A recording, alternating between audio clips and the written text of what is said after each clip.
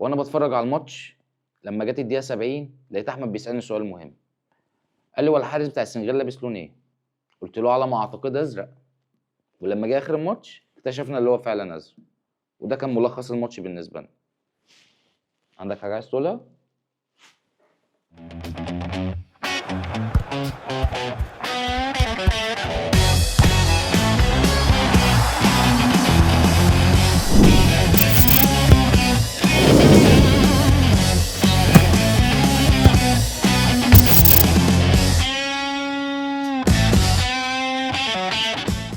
هتشرشح؟ لا، هتكلم كورة. طيب اتفضل قول اللي عندك. بص، هو أنا متضايق ومش متضايق. أنا مش متضايق لأن المنتخب ما كانش هيروح أبعد من كده. وده كانت حاجه متوقعه. يعني ده إنجاز إن هو راح وصل سيمي فاينل. بس متضايق عشان الماتش خسرناه بالسنغال. طيب خلينا نقول اللي هي عقده وخلاص مش هتخلص. طيب، وخليني أقول لك هي مش عقدة الجيل ده بس، من زمان، ماشي من أيام الثلاثي المرح، خليل وفديجة والحاج ديوب وهنري كمارا. خلاص بقى نستنى لما الجيل بتاعهم ده يخلص ونشوف احنا ممكن نعمل ايه في الجيل الجاي ان شاء الله بقى وعليه خير بقى. ده لو كان عندنا جيل جاي. مش هم قالوا في رؤيه بتاعت 2038؟ نشوف بقى ساعتها. 2038. اتحاد الكره قال لك في رؤيه لتطوير الكره احنا في لحد مصر دلوقتي ل 2038 بقالنا 3 شهور بنتخانق حمزه عبد الكريم يروح برشلونه ولا لا. ومش هيروح. يا جماعه ما يروح ببلاش، بس اي حاجه تحصل. يعني حركوا الدنيا. انا عايز اسال سؤال. حركوا الدنيا. انت بتلعب 11 لعيب ماشي، ما عندكش حد على الدكه يغير الفكر، يعني يغير النتيجه. لا ليه؟ ولا عندك حد بره القائمه اصلا ينفع ليه يجي. ليه ده الكابتن حسام بسم الله ما شاء الله ده مش غير الفكر، ده غير كل حاجه. انا عمري ما شفت في حياتي مدرب يدخل بين الشوطين يغير استراكشر لعب بادوار في 15 دقيقه. انا ما شفتهاش في حياتي. ده لما عمل ايه؟ لما عمل ايه؟ نزل الشوط الاولاني بيلعب 4-3-3 وبيضغط في نص الملعب وعايز يزنق الكرة في نص الملعب. ليه؟ عشان احنا داخلين اصلا بنلعب على ايه من الاول؟ اللي احنا عايزين نتعادل. حلو. وعايزين نروح لضربات الجزاء ويحلها ربنا ساعتها هناك. حلو. لما دخلنا الشوط الثاني وطلع فتوح نزل مكانه تريزيجيه، الخطه رجعت زي ما كنا بنلعب قدام كوت ديفوار. انا عمري ما شفت مدير فني يدخل ما بين الشوطين يغير استراكشر اللعب والادوار كلها مره واحده في 15 دقيقه. ازاي؟ شوط اول قاعدين بنلعب على 4-3-3 وبنحاول نمسك الكوره شويه في نص الملعب عشان حتى لو حصل اي ريباوند يبقى الموضوع لسه ملموم. ليه؟ عشان هو عايز يفضل مخلي النتيجه 0-0 فنروح لايه؟ ضربات جزاء. وساعتها هناك بقى يحلها حلال. دخلنا ما بين الشوطين نزلنا لقيتنا بنرجع تاني نلعب، سميها بقى ال5-4-1 ال3-5-2، هي نفس الخطه اللي كنا بنلعب بيها قدام كوت ديفوار الماتش اللي فات. بس سحب فتوح ونزل تريزيجيه ليه بقى؟ فتوح اتصاب. فتوح اتصاب. اتصاب؟ انا شفتها قبل ما نطلع الحلقه. فتوح اتصاب. اوكي. فتوح كان بيلعب اساسا، اللي اتقال اللي هو كان بيلعب اصلا على اصابه واتحمل على نفسه طول الشوط الاول، بس هو خلاص ما قدرش يكمل. بس مش تريزيجيه. طب هل دي ثغره؟ يعني ثغره في خلينا متفقين. طب اسالك سؤال منطقي. احنا دلوقتي بقالنا كام ماتش من ساعه كوت ديفوار؟ بقالنا سوري كام يوم؟ تقريبا 4 و5 ايام. لا 4 ايام. 4 4 ايام. طب انا مدير فني في ال4 ايام دول بعمل ايه؟ بجهز بجهز الفرقه على خطه لعب محدده وادوار معينه هنطبقها اللي هي ابتدينا بيها الماتش. لما اجي انا اقلبها مره واحده ده اسمه ايه؟ ده اسمه ايه؟ حد يعني قول لي ده اسمه ايه؟ ده ايه؟ لا هقول لك يا عم، تكيف مع الماتش. طيب بص، انا مش قادر اشيلها حسام حسن او ما هتشيل من مين؟ لان هو ما عندوش قماش اكتر من كده. هتشيل من انا مين؟ ممكن الوم عليه بس في حاجه واحده، قول لي. ان القايمه ما فيهاش عمق. بمعنى انت ما كانش معاك باكات شمال غير احمد فتوح ومحمد حمدي. انت جاي الباكات الشمال وسايب محمد هاني؟ ما انت واخد له احمد عيد. لا، ما انا عايز اقول لك على حاجه. هو انت ما عندكش انا نفسي الجيل ده يخلص عشان اخلص من محمد هاني وتريزيجيه. طيب محمد هاني جاله صليبي الصبح، مين اللي هيلعب باك يمين؟ انزل انت. هتطفش، هتعرف تعمل حاجه. لا ما انا عايز اقول لك على حاجه والله، ما هو ده الكلام اللي بيتقال على القهوه، احنا قاعدين سامعينه واحنا بنتفرج على الماتش، بس هو حرفيا ما فيش بديل لمحمد هاني. ما هو بالعقل، ما هو لو كان في حد احسن من محمد هاني كان الاهلي جابه. طب اقول لك على حاجه، من الآخر. خليني ماشي معاك. طب لو هو في حد احسن من محمد يا هاني عم كان بيراميدز ما هقول لك يخسرش مكان حاجه اجنبي ويجيب محمد الشيبي. هقول لك حاجه، مش هو باك وهو الوحيد المتوفر عندي، اه او ملعبه وينج باك؟ لا، ما انت بتلعب باك اصلا، انت بتلعب يعني هو عرفني خلقه. انت بتلعب 5-3-2 مش 5-2 مش 3-5-2. انت ملعبه باك مش وينج باك بس. لا انت لو ملعبه وينج باك ده، انت لو انت عايز تهاجم، لو انت بتلعب 3-5-2 الهجوميه. انت افتكرت اللي انت عايز تهاجم ولازم تجيب اجوان في الدقيقه 88. طب هتعمل ايه؟ حبيبي هو لو كان لعب، بص يعني بص، على الناس اللي فكره كانت انا بتتفرج، مش ضد المبدأ اللي هو كان نازل بيه. على فكره الناس اللي كانت بتتفرج جنبينا على القهوه كانت تقول لك ايه؟ يا عم انت بتلعب اهو، ما لعبتش كده ليه من الاول؟ لا هو لو كان لعب من الاول كنا شلنا 4. يعني لو لعب انا كده عارف من اللي هو الاول كنا كده شلنا كده 4. العقل والمنطق يقول ان احنا ما ينفعش نلعب كده من الاول، ما عنديش مشكله، وبالمناسبه بس لازم المشكله، تقسم الماتش على فترات. يعني مش كده، يعني احنا الشوط التاني نزلنا فترات بمين؟ فترات بمين؟ ما طيب انا كان في واحد صاحبي بيكلمني الصبح يقول لي هنعمل ايه النهارده؟ قلت له يا عم ان شاء الله ربنا يكرمنا. قال لي انا بس نفسي صلاح وتريزيجيه صلاح ومرموش يبقوا فايقين. رديت عليه قلت له لا، مش دول اللي لو فايقين هيكسبونا. الاستاذ امام امام عاشور عاشور. هو اللي لو فايق هيكسبنا. ليه؟ لان هو الوحيد ماشي في البلد دي كلها اللي يقدر يحدث الفارق. طب والاستاذ امام عاشور يبقى فاكر نفسه لوكا مودريتش عشان احنا صيطناه؟ لا هو امام عاشور انت لو خدت بالك ماشي والكرة علينا، هو امام عاشور بيمشي مش عشان هو بيتدلع، علشان هو ما جابش لياقه، هو مش قادر يجري. طب انا اسالك سؤال ورد عليا بما يرضي الله، محمد صلاح كان ليه اي تاثير؟ ولا اي حاجه. مش في الماتش، انا مش ببص بقى، مش هقول لك على الماتش، في البطوله دي كلها. ممكن الماتش اللي فات، بس انا عمري ما شفته ليه تاثير عامه. حتى انا الماتش اللي فات قلت لك ايه؟ لا صلاح النهارده كان راجل. طب لا المحترفين جايبين نتيجه ولا المحليين عارفين يعملوا حاجه، طب وبعدين؟ ما انت عندك مشكله في المنظومه كلها اصلا. يعني ثانيه واحده تعالى اثبت لك ان عندك مشكله. حراسه المرمى دي الحاجه الوحيده اللي شايلها حسام حسن. مصطفى شوبير هو اللي كان المفروض يلعب، مش الشناوي. انت عارف انت عارف الكوره اللي اللي دخلت دخل، ما كنت الشناوي؟ لسه هقول لك دي الكوره الوحيده اللي اتشاطت علينا، لا غير كده، الكوره الوحيده اللي ما بين الثلاث خشبات. الكرة اللي دخلت في الشناوي دي وخرجتك هي نفس الكورة اللي دخلت في عصام الحضري الجون الثاني بتاع الكاميرون في 2017. الكرة جنبه ومش قادر يجيبها، بس عصام الحضري في 2017 كان عنده كام سنة؟ 42 سنة. 42 سنه مش فاكر. فانا مش هتقدر تلومه، انت فاهم؟ مش هتقدر تلومه انه ما عملش عليها تراي. انما انت الشناوي ما بتعملش عليها تراي ليه؟ انا دي زهقت جابها من جنبك. كتر ما قلت كفايه شناوي وحلو قوي كده على الشناوي ومصطفى شوبير دي يلعب. الحاجة الوحيدة اللي تلوم عليها حسام حسن. غير كده عندك باك يمين احسن من محمد هاني؟ لا للاسف. الوحيد اللي هو ينفع يبقى احسن من محمد هاني بس الراجل جاله 2 صليبي ورا بعض، كريم فؤاد. فالله اعلم هيعرف يرجع تاني ولا لا.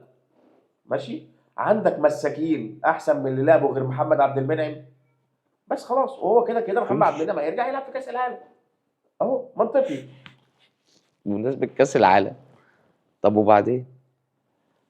ما هو مش هينفع كل مره اروح على نغمه الاداء المشرف واتكل على الله. لا هنصعد المره دي بالمجموعات. ده ليه؟ على اساس ايه؟ هنصعد. انت شايف ان لو دول لعب يصعدوا؟ بنفس دول يصعدوا؟ دول يصعدوا في مجموعه فيها نيوزيلندا وايران يصعدوا عادي. طب انا بقول لك اهو، ايران اول واحده هتعلم علينا. ده لو راحت البطوله هتروح. صح. ده ممكن ما تلحقش. بالظبط. طيب ممكن تروح تشوف في حته، مش ما تروحش البطوله، تروح في حته اصلا. ماشي. باك شمال عندك حد احسن من فتوح ومحمد حمدي؟ انا بالنسبه لي والله العظيم فتوح حلو. مفيش حد احسن منهم يعني. لا مفيش. هو مفيش لا حد كان لا ينفع يضمه مفيش. وما ضموش. عندك حد غير مروان وحمدي فتحي؟ ما تقوليش عندك عشان أنا ما عنديش، انا عارف ان انا ما عنديش. بس عندك بديل لامام؟ اهو ده بقى بالذات مين؟ ممكن تطلع امام عادي عادي جدا. ايوه. خلي صلاح هو اللي يلعب مكانه. هتقول لي على اساس ايه؟ صلاح اللي يلعب مكانه؟ طيب صلاح دلوقتي بامكانياته وبعمره على الخط وناحيه الوينج مش عامل لي حاجه، مش فايدني في عشان كده حاجه. حطه في العمق. اسمعني بقى. ما هو حطه مهاجم جنب اسمعني مرموش. انا اقول لك على الاحلى من المهاجم. فاكر ماتش جنوب افريقيا اه بعد الطرد لما نزلنا الشوط الثاني محمد صلاح تمركزاته كلها وتموقعه كان فين؟ في النص. في خط النص لوحده، وعلم على لوحده دي مليون خط. محمد صلاح تحت الضغط طلعنا بكام هجمه، احنا ما عملناش بيهم حاجه، بس هو عرف يكرييت كام هجمه. الباكات طلعوا عليه ازاي؟ طب ليه ما نجربش دي ونبقى استفدنا؟ ما هنستفيد بيه بدل ما هو على الخط. انا بالنسبه له على الخط هو مش عامل لي حاجه. ولا يعني خلاص كده. صلاح مش لعيب مهاري، يعني هو مش جونيور هيقعد يرقص ويعدي واحد على واحد. هو كان بيعتمد على الفنت والسرعه. هو بالظبط. مش موجودين خلاص. طب خلاص بقى، امال ليه كنا المصريين بيشتموا ارني سلوت؟ ما هو الراجل طلع صح اهو. دي حاجه ودي حاجه، ما تدخلش دي ودي. ما هو طلع صح اهو. لا ما تدخلش دي في دي. معلش يعني صلاح في منتخب مصر ما عندوش اللي يسنده. في ليفربول القصه حاجه تانية. طب ما هو انا هقول لك برضو حاجه. قول لي. صلاح في منتخب مصر بيلاعب فرق افريقيه. هناك بيلاعب المان يونايتد لا وتشيلسي، انت ما فدي كنتش شايله دي. انت النهارده ما كنتش بتلعب اي فرقه افريقيه. انت بتلعب تشكيله مصغره جايه من البريمير ليج، ده وفد جاي من البريمير ليج. الباك الشمال هنا بيلعب على مين وهناك بيلعب على مين؟ ايه صدقني، نسبه وتناسب. لا انا لا مش هي. يعني دي الكفه هنا على التوب، ما هو برضه في هنا حاجه على التوب الكفه. صدقني مش هي، صدقني مش هي، إيه. والله ما هي. وبعدين على فكره، طب ما هو برضه هو ذات نفسه ممكن يستغل صلاح نفس الاستغلال. بس هو يعني انا مش هجادل معاك عشان هو مدرب اصلا اي كيو محدود، وهو باين اللي هو ما عندوش افكار كتير، فهو كده كده هيتسلم قريب يعني. ما عندوش افكار كتير، دي القماشه. في فيرويد كان ينفع ياخده وما خدوش. لا انا ما بتكلمش على حسام حسن، انا بتكلم على ارن سلوت. انت فهمت غلط. اوكي. انا بتكلم على الاقرع التاني، مش ده، مش اي اقرع. ما تدخلش القرع في بعض. بتكلم على الهولندي مش المصري. مش المصري. سيب المصري في حاله. سيب المصري في حاله دلوقتي. على المستورد. انا بتكلم على التاني ده اي كيو محدود، وهو كده كده هيطير. ما كانش ولا ما اعتقد ان هو هيطير قريب عامه يعني. مش هياخد وقت عشان في فرصه في السوق، فمش هيسيبوها. ويرجعوا يرجوا كلوب بقى. لا ليه يا باشا انت الفرقه عارف بقى دي؟ ليفربول يجيب مين؟ ما هو بالظبط طب قول. الفرقه دي متفصله على تشابي الونسو بس. المعلم واقسم لك هيكسر بالله الدنيا. لو مسك الفرقه دي، هيكسر الدنيا. ده مدريد بجمهورها باللي يتشدد لهم هيعيط. بص يا باشا، انا عندي كذا نقطه عايز اناقشك فيهم. اتفضل. ريال مدريد هم كلهم على ريال مدريد، مش عشان مش هروح في حته، احنا قاعدين في ريال مدريد. حب شفت الكلاسيكو؟ شفت انا الكلاسيكو. مش هحفل ولا هتكلم في حاجه. بعد ما الكلاسيكو خلص عادي، فريق برشلونه راح وقف ممر شرفي. الرجاله بتوع مدريد طالعين ياخدوا الميداليات والدرع بتاع المركز الثاني، مفيهاش مشكله. حيوا اللعيبه، بل في لعيبه طبطبت على لعيبه. موقف حلو. محترم وجميل. حلو. صح. حلو. المتعارف عليه والبروتوكول بيقول ايه؟ هو عمل لك ممر شرفي، جمل تو جمل تكسب محبه الناس من الاخر. ارد الجميل. الراجل المحترم تشابي الونسو وقف وكان ناوي يعمل الكلام ده، وكان معاه لعيب واحد بس تقريبا كان راؤول اسينسيو المدافع. بيقول لهم تعالوا عشان نقف لهم ممر شرفي. لقى الاستاذ كيليان امبابي واقف بيشوح ويزعق للمدرب ورئيس النادي واقف على المنصه. حط دي في دماغك. ما بيكبرش لحد يعني. يلا لا هنقف ولا هنعمل حاجه، يلا كله على جوه. فالراجل طبعا يعني كسف على دمه، حط ايده في جيبه وعمل فيها كاريزما وماخد بعضه وعلى اوضه اللبس. طيب انا بقى سؤالي ليك، عمرك شفت بجاحه اكتر من كده؟ طب انا ممكن اقول لك حاجه. قول لي. ان جرى العرف مم. ان الفريق الكسبان مم. بيعمل ممر شرفي للفريق اللي داخل اللي واخد المركز الثاني. طيب العكس ما بيحصلش. لا العكس بيحصل. اقول لك ليه. انا مش فاكر السنه كام بالظبط. في سنه ريال مدريد كان كسب فيها الدوري الاسباني او حسمه، وكانت الجوله اللي بعدها ايوه، مع برشلونه. الماتش اللي بعده. اه بالظبط. وعادي عملنا لهم ممر شرف. حلو. بتعمل ممر شرفي للي خد الدوري حتى لو بيلعب قدامك. بس في ماتش كاس تحديد مركز اول وتاني، الفريق اللي كسب المركز الاول هو اللي بيعمل ممر شرفي للي خد المركز الثاني، طب يا مش سيدي، العكس. طب يا سيدي، مش دي رياضه؟ اه في حاجه اسمها لا، ايه؟ هو دافع الونسو هو اللي كان عايز يعمل حاجه زياده ما بتحصلش. اللي هي حاجه ايه؟ اللي هي يسمى موقف ايه؟ روح رياضيه. وموقف محترم. بالظبط. طب اللي عمله كيليان امبابي ده اسمه ايه؟ بس ده اللي انا بسالك عليه. لا، هو اللي عمله كيليان امبابي ما فيهوش احترام لمدربه. ما فيهوش احترام لاي حد واقف، حلو. مش لمدربه بس. بس هو ما فيش ممر شرفي بيتعمل من صاحب المركز الثاني لصاحب المركز الاول. خلينا نقول دي حاجه اوبشنال، مش لازم تعملها. حلو. ماشي. بس إيه ده فيه؟ اصل ده قرار بيعبر عن جمهور ريال مدريد. انا لو بشجع ريال مدريد مش عايز اعمل ممر شرفي. دي بجاحه. هتموتوا على الممر الشرفي. لا لا لا لا لا لا لا، بص انتوا اهم حاجه عندكم الممر الشرفي يعني. صاحبي انا مش اهم حاجه عندي الممر الشرفي، وانا مش واخدها من سكه البوم طخ، انا واخدها من سكه اللي انت لعيب كبير في عيال. خلي بالك كان بيشاور يا عم اسمعني، لا لا لا لا، بص يا باشا، بص على الفيديو كويس، هو الوحيد اللي كان واقف عامل اللقطه بس ما فيش ممر شرفي بيتعمل بين المركز يا الثاني صاحبي. للاول. ماشي بس مش كده، مش بالمنظر ده. انا قصدي على التصرف. عنك ما عملت عنك ما عملت الممر، بس مش كده، مش انا قصدي ما انا قلت لك، انا مشكلتي ان انت ما أيوة. ينفعش ما تحترمش قرار مدربك. بالظبط. بس هو ده اللي انا قصدي عليه. بس ماشي. فده نقطه. النقطه الثانيه يا باشا، الراجل ده بعد ما طلع من الاستاد ركب الطياره نزل اسبانيا، اللعيبه كلها روحت بيوتها، هو كلموه تعالى النادي، دخل المدينه الرياضيه، قال له اتفضل اتكل على الله.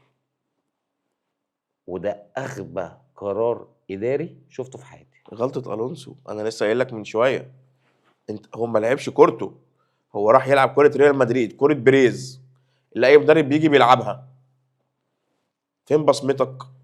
طب ما هو حاول. بس اختار ليه وافقت تروح ريال مدريد؟ ليه ما وافقتش تروح بايرن ميونخ. حلو، اقول لك ليه.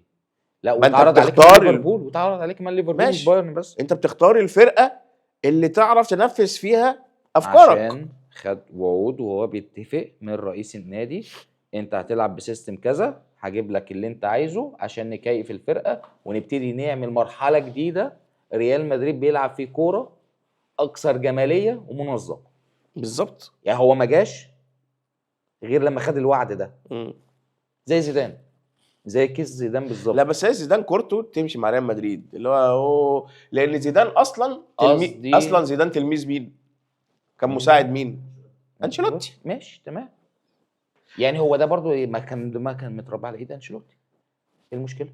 وعلى فكره هو لما بيعوز يلعب كوره انشيلوتي بيعرف يلعبها. ما بالظبط، ما هو لعبها في بايرن ليفركوزن، وعلى فكره انما احنا ما شفناهاش في ريال مدريد. في بايرن ليفركوزن هو لعبها مع ريال مدريد.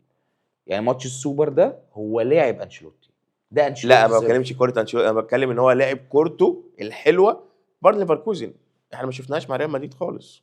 ما بالظبط خالص. واصلا اللعيبه اللي موجوده السكور شيت ما يساعدوش يلعبها. لا بص، هو يساعده. معلش، ريال مدريد اكتر فرقه موجوده في الحياه. أيوة. عندها اسامي. حلو. طب ما تقول لي بس انا هكمل. بتقول لي كده ثلاث اسامي بس في نص الملعب، 6 و8. 6 تشاوميني، أيوة. 8 فالفيردي، بلينجهام، شكرا.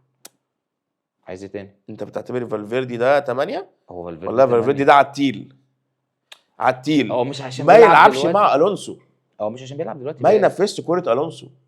لا هو ما ينفذش كوره الونسو عشان هو مش عايز، لكن ما تقوليش اللي هو مش عايز مش هيعرف. ما يعرفش. لا يعرف. ما يعرفش. لا انا اسف، يعرف. انا شفت فالفيردي ده مره واثنين وثلاثه واربعه ومليون. لا يعرف. وبلينجهام ده اللي الناس كلها كانت طايره بيه. عارف مين اللي ينفذ كوره جافي الونسو؟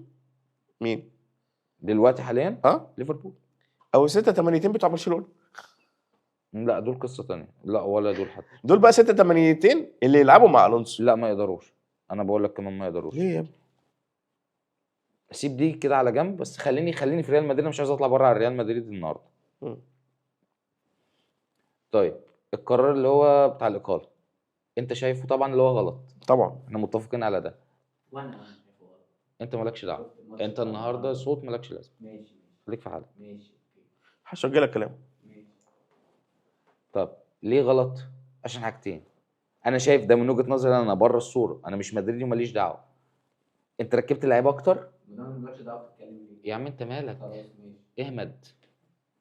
انت ركبت اللعيبه اكتر، مش على تشابي، على اي مدرب هيجي بعد تشابي. هو اوريدي مكسور عينه من قبل ما يدخل اوضه اللبس. انا لو جبت بقى نجم، مين النجم الوحيد اللي يجي يعرف يهندل الكلام ده؟ زيدان، ومش هيجي خلاص. زيدان رايح فرنسا، يعني رايح فرنسا، الموضوع هو خلص. مستنيها. هو مستنيها طول بس حياته. هو ديشامب تقريبا لزق. خلاص، لا اخر كاس كل عالم مره هيلعبه. بيقولوا اخر. لا، هو اخر فعلا كاس عالم هيلعبه. هو غالبا ماسك زله على ماكرون نفسه، فاهم؟ لا، ولا الزله ولا حاجه، بس اصل انت هتمشيه ليه؟ مدرب هو دخل كاسين عالم صح؟ جاب واحد، وصل النهائي في الثاني، وصل للاخر فيه، عمل اللي عليه. انت هتقيله ليه؟ عندك سبب تعرف تقيله عليه؟ ايه هو؟ ما بحبوش. لا، ده اسباب شخصيه، براحتك. من ايام ما كان من كابتن الفرقه بتاعت 98 ما بحبه. ماشي، خليني بس اكمل لك، ما تحودنيش عن الموضوع، انا بنسى الكلام. وفي حاجات برضو كده يعني رفايع ما بيني وما بينه. ايه ده؟ ليه؟ انا ما عمل ايه؟ بحبش بنزيما، ما كانش بيحب حاتم بن عرفه. على فكره هو مش لوحده، هو بنزيما كان مش محبوب عامه. بس بنزيما كان مهاجم جامد. لا، انا ما بقولش هو مش مهاجم جامد، انا بقول هو ما كانش محبوب عامه، دي حاجه ودي وحاتم بن حاجه. عرفه في عزه كان اسطوره. حاتم بن عرفه ولا ده نفسه؟ اه ده كيس تانية خالص. بس هو في عزه برضو ما كانش بياخده، يعني فاهم؟ وبعدين معلش، الناس في فرنسا عندها ناس كتير قوي، يعني حتى هي مش من الاخر هي مش واقفه عليهم. هم عندهم بتاع 3 4 فرق يلعبوا عادي كلهم. لا بس لما كان بيستبعد بنزيما وحاتم بن عرفه ما كانش في حد احسن منهم. بس هي بس مشيت معاه وكسب. كسب. المهم اللي هو ايه؟ كسب. انت عايز إيه منه تاني؟ انا قلت لك مشاكل شخصيه. طب خلي مشاكلك شخصيه على جنب، نرجع ريال للسببين اللي انا شايف ان القرار ده غلط عشان. بس هو القرار ده غلط ماشي، بس هو غلط صلح غلط اكبر. كمل بقى. هكمل وبعد كده قول اللي انت عايزه. لا ما انا قلت خلاص كمل. ماشي. تاني حاجه، انا واحد بشجع برشلونه. حلو. انا لما جه الراجل ده خفت من حاجه واحده. مدريد طول عمره ما عندوش فكره هويه او منظومه. مدريد طول عمره بيلعب باللي يكسب بيه. انشيلوتي زي ما انت بتقول، اللي عارف اجيب بيه بطولات هلعب بيه. دي الحاجه الوحيده اللي بتميزني عنه، اللي انا عندي دايما طريقه لعب ثابته وهويه واضحه، بتتغير بتتحور مع التطور اللي بيحصل، لكن هي هويتي موجوده. فده راجل فاهم، عنده كوره، فده خاف منه. حلو. ماشي. يعني اللي حسسني ان فعلا كلامي صح، الماتش اللي لعبه قدامنا امبارح في السوبر، او سوري من كام يوم في السوبر. هو لعب بالامكانيات فعلا متاحه معاه، ولعب بطريقه لعب صح. وعلى فكره اللعيبه هم اللي خذلوه. ما انا بس انا اسالك سؤال بقى. استنى. هو مين المدير الرياضي بتاع ريال مدريد؟ خوسيه سانشيز تقريبا على ما اعتقد. ايه دوره؟ ولا حاجه، بياخد الاول من بريس في ما بيعملش اي حاجه بالظبط. تانية. ملوش اي فاهم؟ لازمه في الحياه. مرتضى منصور اسبانيا. هو فعلا كده مرتضى منصور اسباني. الفرق الوحيد ان هو جاب بطولات كتير. عامه انا عايز اقول لك على حاجه، يعني انا برضو قعدت ادور ورا الموضوع قبل ما نطلع الحلقه. طلع محامي. لا مش قصه طلع محمد، لا مش للدرجه دي. ماسك سيديهات على. لا، ان قرار الاقاله كان في رايين. راي بيقول لك ان تشابي الونسو هو اللي طلب، اللي هو خلاص يسيب المكان، او اللي هو خلاص مش عارف يشتغل في السيستم ده. ورأي تاني بيقول لك لا، ده الامر جه من بريز. طيب. والاغلب ان الامر طبيعي جه من انا سالت بريز. السؤال ده ليه بقى؟ ليه؟ المدير الرياضي ليه؟ مين الاسترايكر بتاع ريال مدريد؟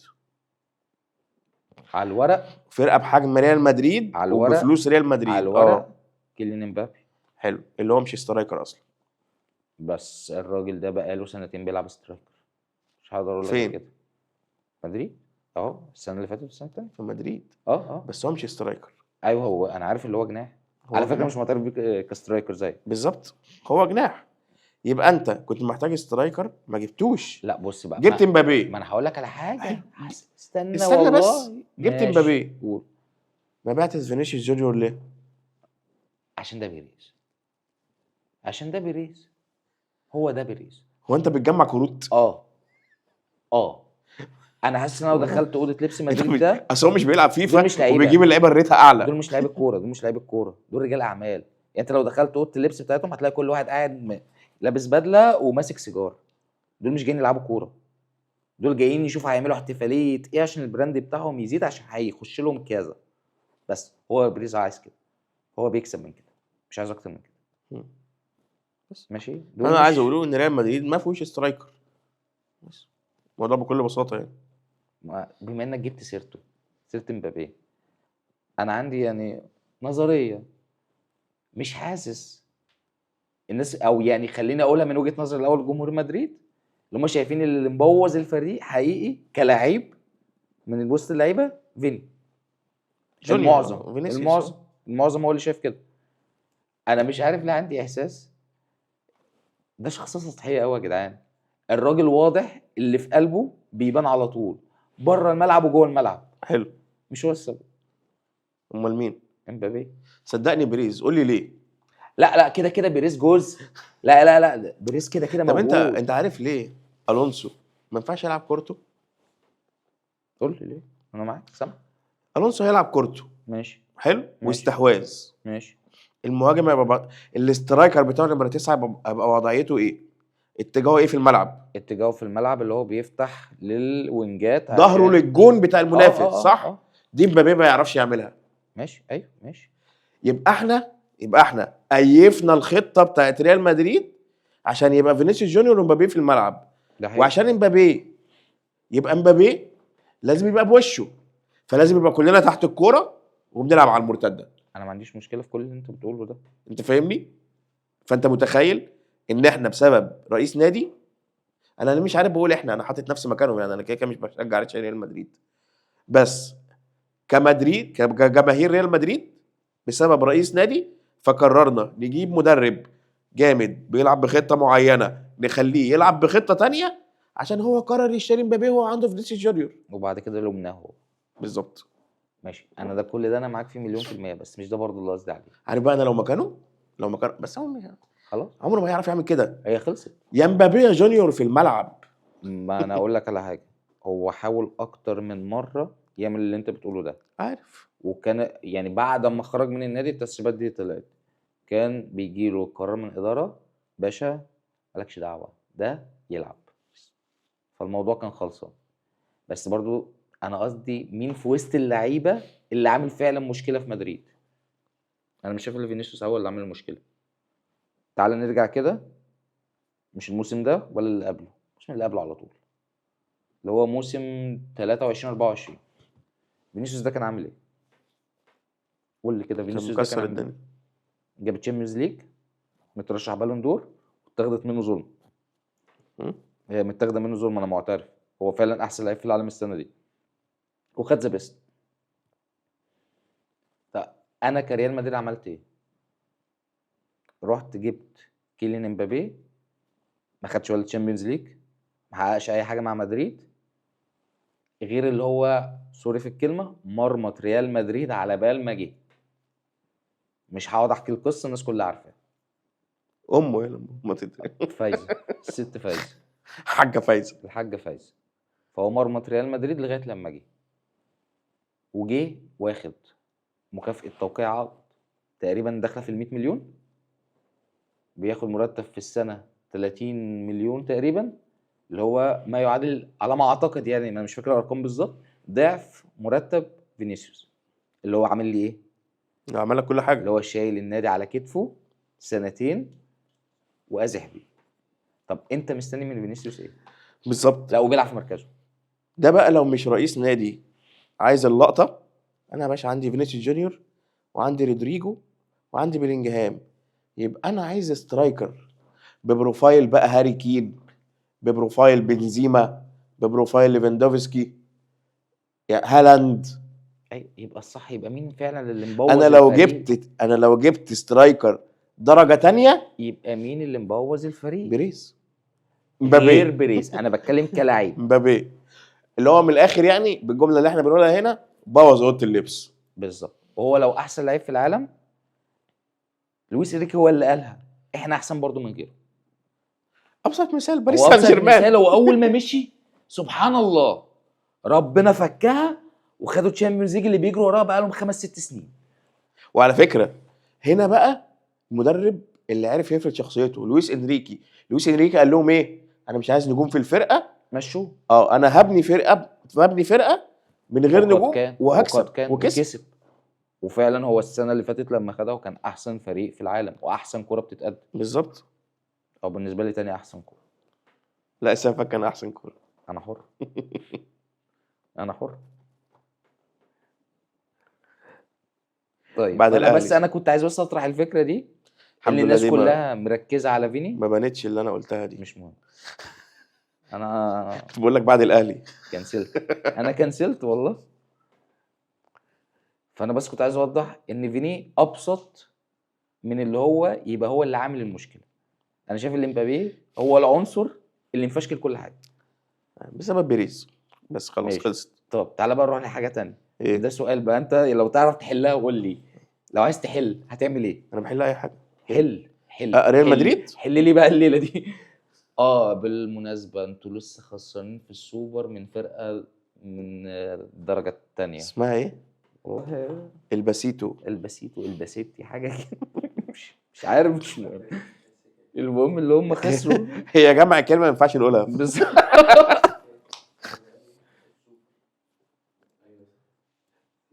احنا خدنا منكم السوبر، انتوا خسرتوا كاس الملك في كاس الملك دلوقتي. طب يا عم صلحها، مش هتتكلم. ماشي اديني صلحتها. حلها انت. اللي انت فيه ده احنا عشنا سنين. ايه ده؟ ايه اللي انا فيه؟ اللي انت فيه دلوقتي احنا عشنا سنين. انت عمرك ما تعيشها تحت يا ابني، انت عمرك ما تعيشها. تحت يالا. الموضوع مش في تحت وفوق. ايوه. انا حتى يوم ما انا تحت انا عندي كوره، انا بقدم حاجه. انتوا ده شيء. انت بقى عايزني احل مشكله ريال مدريد؟ يا ريت تحلها لي، انا عايز اشوفها ممكن تتحل ازاي. هو الموضوع ما عشان يتحل. اخد بالي. واحد في الاثنين يمشي، واكيد هيبقى فينيسيوس. طب ولو مشي الباقي عادي؟ ما انت تلعب بقى مبابي في مكانه وتجيب فيرود. ليه الولد اللي هو مودريتش وكروز ما بقوش موجودين، فدي ازمه في ريال. ما هو ده اللي انا بقوله له، ما هو ده اللي انا بساله عليه، اللي هو يعني انت كده مشيت فيني الموضوع خلاص اتحل. ما انا عشان كده في الاول قلت له ايه، قول لي كده مين السته والثمانيتين. ايوه انت مش شايف اللي هو خط النص ده المفروض يتفور، والاستاذ ما بالظبط. بيلينجهام ده يشوف هيرجع يلعب 8 ولا مش ناوي. ما بالظبط، ما بقول لك ما فيش سته وثمانيتين. بس على فكره انت عندك مهاجم كويس. مين؟ اللي هو اللي طالع من الكاستيا جونزالو ده مهاجم حلو جدا. ماشي بس ما يعني واحده واحده. ايوه بس هو حلو، يعني لو اتحط في المنظومه هيبقى يشتغل ويبقى ماشي كويس. معلش يعني، هو انا بس عشان اهلاوي فالاكزامبل اللي هضربه اهلاوي. احنا لما صعدت عماد متعب لما كان بيلبس نمره 13 كنت مساعده وانت جايب مين؟ ماشي. فلافيو. اوكي ماشي. يعني فاهم قصدي؟ ماشي. ما ينفعش جونزاليز يشيلها لوحده دلوقتي، واحده واحده. راؤول جونزاليز لما طلع زمان وهو عيل كان طالع على فيرود موجود قبليه تقيل، كان طالع على رونالدو يعني فاهم. طب يعني انت محتاج خط نص تقريبا كامل اه ونص وراني عشان المدافعين كلهم كسروا ال 30. وتوظيف بقى يعني وتوظيف. وما تسيبش في الفرقه غير كورتوا ورا ومبابي قدام، وممكن رودريجو يقف معاهم وجونزالو يلعب على عليم. مهاجم تاني. بالظبط. انت محتاج بقى باك يمين وباك شمال. باك شمال بتاع ريال مدريد ده كارثه. طب ده كارثه، ده مصيبه. ليه باك شمال؟ انت قصدك الباك اليمين؟ لا الباك الشمال كاريراس اللي ضيع الكوره اللي في اخر دقيقه. لا هي دي لا الضياع. هو مش كارثه. هي بس دي هو الضياع. مش كارثه. لا يا راجل ده انضف صفقه عملوها. دي الضياع يا راجل ده انضف صفقه جت عنده. رد عليا. دي والله الضياع. العظيم ده انضف واحد دخل المكان. دي بقى متصلحه له جوه ال6 يارد. والله العظيم انضف واحد دخل ده اقرب عندهم من النادي البلن. السنه دي. احسن من ارنولد التاني اللي قاعد من ساعه ما جه ينزل ربع ساعه يتصاب ويقعد. على الاقل بيلعب. لا حرام. طب انت نادي بتدفع، على لما فكرة- كنت تدفع وتجيب على سيو فكرة هي هرنانديز. الناس متخيله برضو ان مدريد عادي يروح يجيب اي حاجه. لا هو مش عادي. اقول لك ليه؟ لان يعني مدريد برضو على فكره عليها لا هو مدريد فيه فلوس، بس هو بيريز بيحب ياخد اللقطه. يعني اللي جاب بيه مبابي دوت لو كان جاب بيه 2 3 لعيبه تانيين كانوا هيبقوا ابرك وكان هيبقى بيكسب. بس هو لا هو مش هيعمل كده، انا كده متاكد ان هو مش هيعمل كده. بس فهو من الاخر ريال مدريد. نشيل بريز الاول. لا بص يا نشيل هو عامه بنسبه كبيره كده بص هو لازم يتشال لسبب، لان انا مش هينفع اقول لك ايه طب ما ياخد جنب ويسيب مدير رياضي يسوق. هو مش هيعمل كده، هو مرتضى منصور هو مش هيعمل كده. هو غالبا كده السنه الجايه خلاص. فهو لازم يمشي، يبقى في مدير كلها رياضي سنة. بيسوق. كلها سنه استحملوا سنه كمان. بالمناسبه وانت بتتكلم على باريس سان جيرمان ولويس انريكي، هو من ضمن عوامل النجاح ان ليوناردو رجع. صح ده حقيقي ان في مدير رياضي منصب محترم. المدير الرياضي في مدير رياضي منصب محترم مهم ماسك الدنيا. ليه؟ لان دوت اللي بيعمل تخطيط استراتيجي، هو اللي بيخطط لقدام. المدير الفني ممكن يمشي اخر الموسم، فما ينفعش انت تجيب لي لعيب تدفعني فيه قد كده وانا اجيبه برؤيتك لوحدك وانت تمشي وانا البسه. لا، في مدير رياضي بيفلتر، في مدير رياضي بيعمل مشروع. حلو. لكن طب يعني اكيد مش اربيلو هو المدرب اللي هيحل الكلام ده. اكيد يعني. يعني مبدئيا نمشي اربيلو ونشوف مدرب عدل، نشوف مدير رياضي عدل، نمشي فلورنتينو بيريز ووراه فيني، صح؟ بس ممكن اربيلو يفاجئنا. طب يعني اقول لك على حاجه، كان في مدير فني سباك السنه اللي فاتت، ده مين؟ سباك. مين ده؟ فينسنت كومباني، بايرن ميونخ. لا بس هو كان ده ليه جاي امارات، بصفقه كان مشبوهه. ليه امارات، كان ليه ده امارات، جاي بصفقه كان مشبوهه. ليه امارات السنه دي يا بيه، كان ليه امارات. بنت الامارات. لا هو كان ليه امارات. معلش، انا مدرب عدى بيب جوارديولا ادى الختم عليه، باشا خده وانت مغمض. الموضوع ادى خلص. الختم عليه كلاعب. وادى الختم عليه كمدرب. اداره بايرن ميونخ قبل ما تتعاقد معاه كلمت بيب جوارديولا واستشارته، وهو اللي رشحه. شكله سوحهم. لا والله، ما انا والله عشان العظيم كده لا. بقول لك على اربيلو ايه جايز. يعني فينسنت كامباني السنه اللي فاتت سباك، لا السنه بس دي مدرب. لا بس في فرق كبير. السنه دي مدرب. في فرق كبير. على الاقل فينسنت كومباني خد السلم، درب فرق ناشئين، ودرب بيرنلي وطلع بيهم للبريمير ليج، قعد معاهم موسم هبط بيهم تاني، بس كان عنده تجربه. اربيلوا كل سجله التدريبي ان هو درب ريال مدريد الكاستيا 18 ماتش تقريبا ولا 19 ماتش. الرديف يعني. يعني اللي هو وتقوم مطلعه فريق اول، وهو اول ماتش اهو يلا ما سلام. تقول الرديف يا خواجه. يا عم انا بقولها كاستيا، ماشي معلش اسباني. ماشي. ماشي، فاكيد لا، يعني لا، مش هينفع. مم. انا مش عارف مين ممكن يبقى المدرب الجديد اللي يجي لهم. فكر كده لو انت مكان. انا مش شايف حد متاح اصلا، يعني مش شايف لا حد لا لا، كويس متاح. اعتبر ان كله متاح. كله متاح. انريكي. وعادي على فكره، هو انريكي كان بيلعب في مدريد يا جماعه برضه، يعني هو اتخانق معاهم قبل كده زمان، بس عادي يعني ممكن يجي عادي. ما اعتقدش لو هيقول لا. لو في امكانيه. يورجن كلوب لو تعرف تقنعه، بس انا ما اعتقدش، لان انت اوريدي يعني كان في تجربه هو مع مدرب بتاع منظومه متطلب وفشلت. بالظبط. وإريكي، لا هو حتى إريكي ما ينفعش، يعني هو إريكي خلص من مبابي في باريس عشان يروح مدريد يكبس على نفسه؟ اكيد لا. هي صعبه، هي والله العظيم محتاجه لا، بجد مش لاقي. محتاجه حل بره الصندوق. بجد مش لاقي. انت محتاج مدرب من المدربين الشباب اللي بيطلعوا وعنده شخصيه قويه قوي، وانت كمان تسبورته عشان يعرف ينجح. طب شوف خد بقى دي، دي هتاخد كام سنه عشان تعملها. خد دي إيه؟ ديزيربي. استحاله. مدريد ما يستحملش ديزيربي. بص انا بحب ديزيربي، بحب الكوره بتاعته، بس هل ريال مدريد تستحمل اللي هي تنزل ماتش اللي هي ايزي تاخد 7؟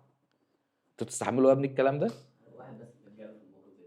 مين؟ بيرجع انشيلوتي. والله وعادي على فكره، لو كلمتوهم لا ممكن لا لا. يدربكم انتوا والبرازيل. لا لا لا. انت عارف ويروح بقى، ياخد كاس العالم، وانا عارف ان ده هيحصل، هو هياخد ان شاء الله. طيب عارف بقى مين اللي يسد مع ريال مدريد بس ما يعملش مشروع؟ مين؟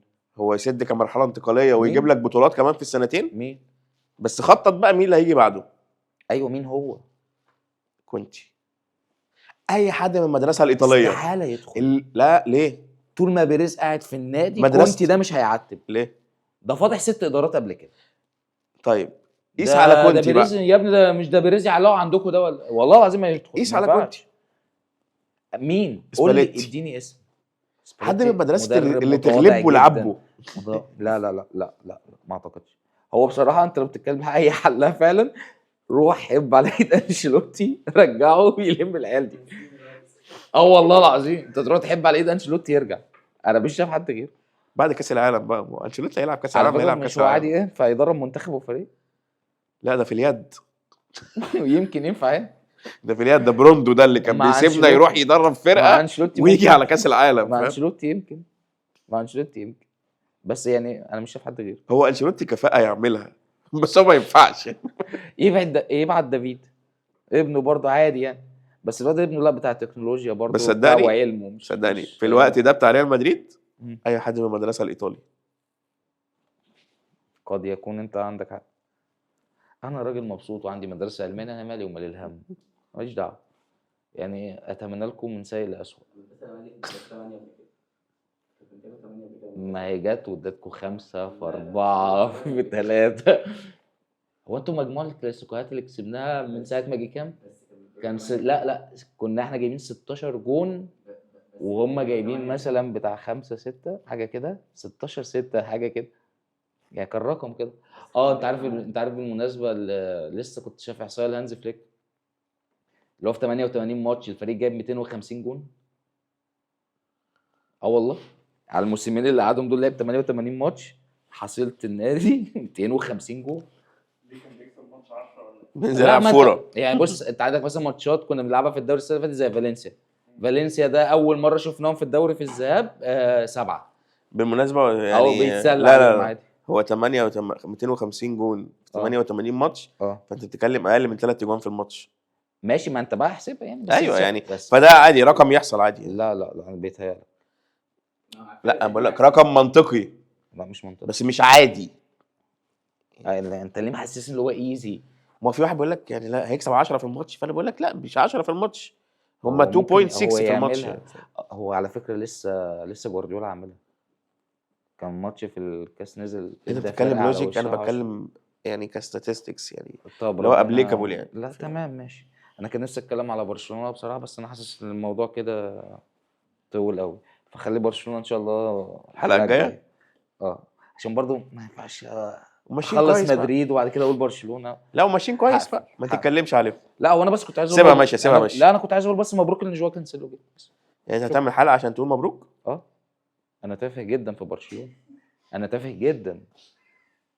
ده انا ممكن اقعدك اوعوا ساعه، تتفرجوا على الحلقه. انا ممكن اقعدك ساعه جنبي بس عشان جواو كانسيلو عادي. هيعمل لكم حلقه يقول فيها مبروك. باي باي.